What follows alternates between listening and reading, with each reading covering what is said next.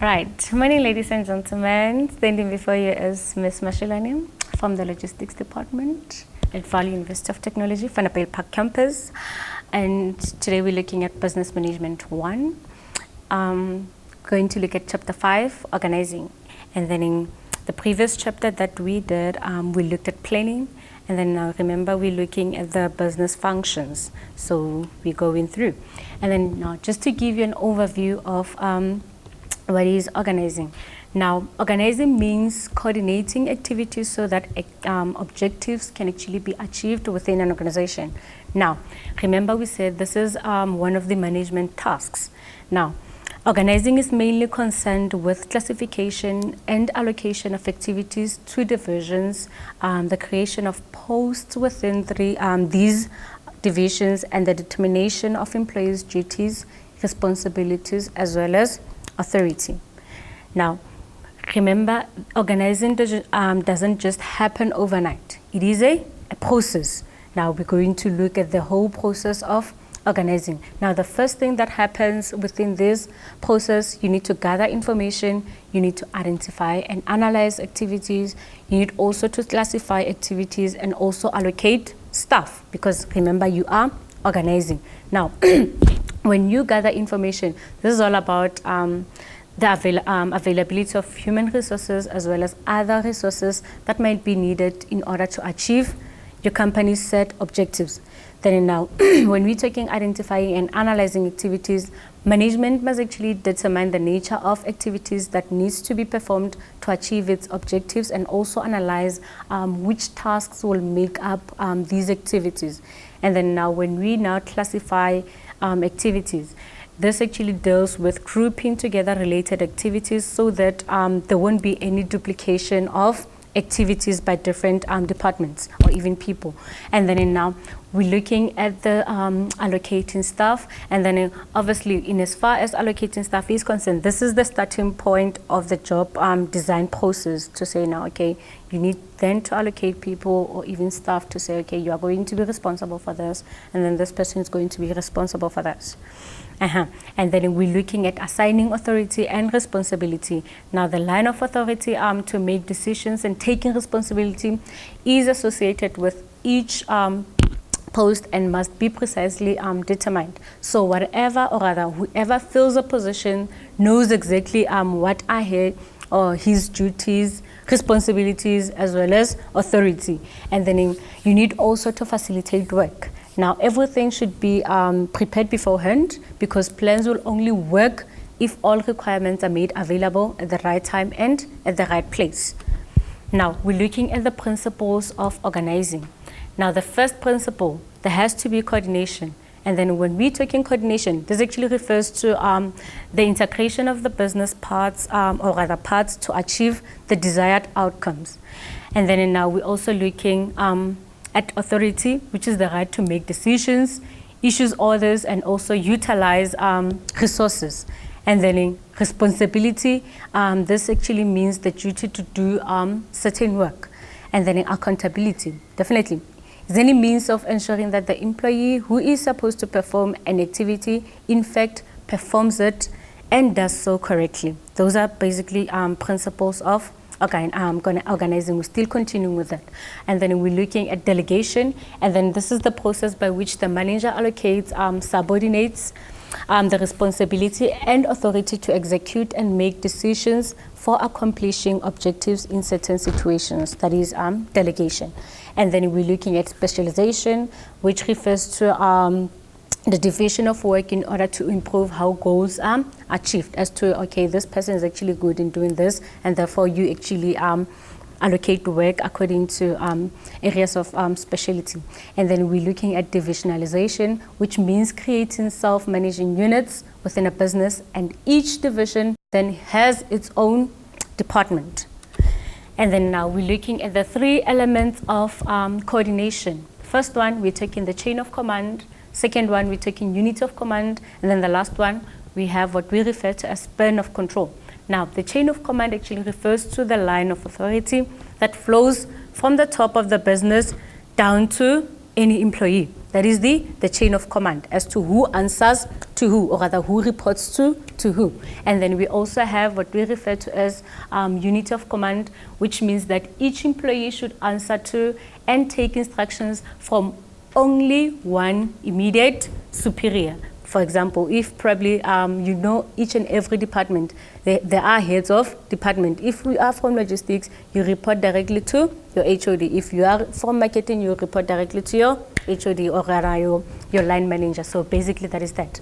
And then we have what we refer to as span of control, which refers to the number of direct subordinates reporting to any manager. So basically you can be, there can be probably a project manager where you have subordinates reporting to that particular manager. And then there are also, we're looking at your levels of authority. We have what we refer to line authority, which refers to the direct authority that a manager has over an employee who is under his or her line of command.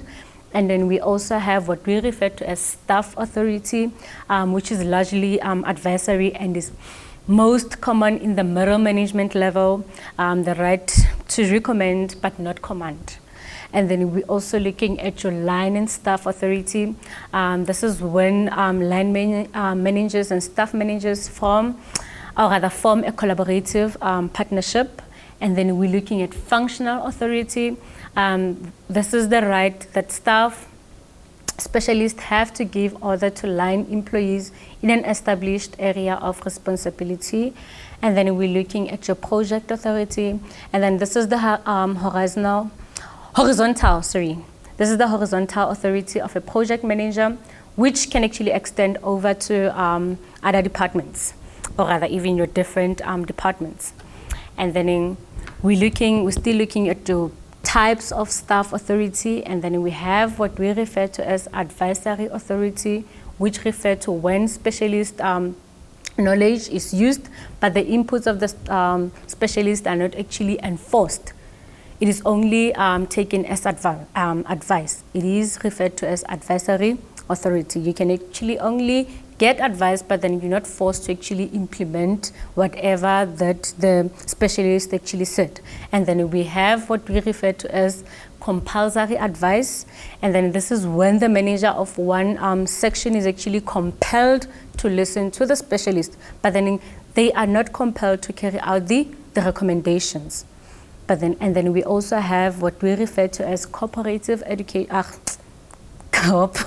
We have what we refer to as cooperative authority, and then this is when the specialist has equal authority regarding a certain matter, so they should actually be in agreement. So basically this is when you get the specialist actually advises, and then you also probably agree to a certain extent with the particular advice you receive from the specialist, and then you are therefore in agreement.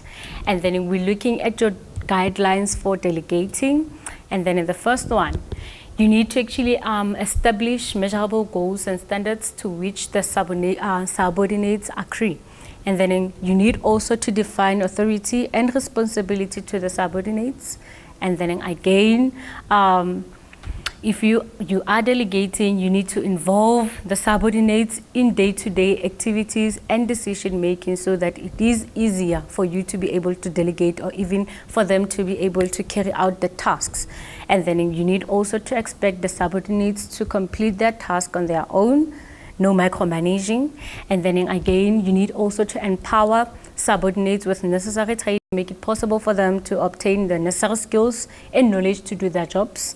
And then lastly, you need also to provide timely, accurate feedback to enable each subordinate to compare his or her performance against the set standards, and also correctly correct any deviations if there might be. And then we're looking at ways to create a divisional structure. Now, a divisional structure, we're looking at the divisional structure based on business functions. And then here we're looking, the business actually have certain basic functions that must be performed. And then we're looking at the divisional structure based on products. Here, all the information or other functions that contribute to a given product actually grouped together under one manager. And then we're looking at divisional structure based on geographic locations. And then here, businesses actually build divisions in many different geographical areas where they actually make products available for their customers. And then again, we're looking at divisional structure based on projects. Here, the organization has functional divisions that overlap with other divisions. And then we're also looking at divisional structure based on consumer, or clients' needs. And then here, it occurs in businesses that provide services and also want to meet special needs to their customers and clients. And then now when we're looking at our organizational structure, we're looking at the line organizational structure. We're also looking at the line and staff organizational structure, and then we're also going to look at the functional organizational structure. And then now with your line organizational structure, this is a simple hierarchy where the line of authority runs vertically from top to bottom of a business.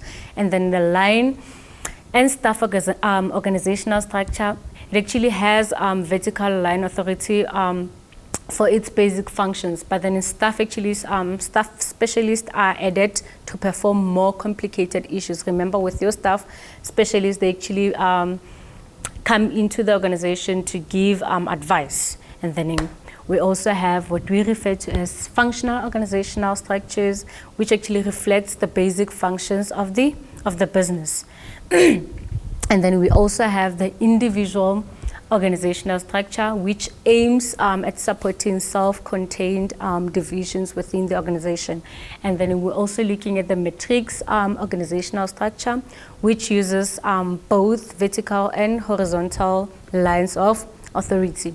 And then we're also looking at the team organizational structure, which enables a business to be more flexible and also receptive in the competitive global environment.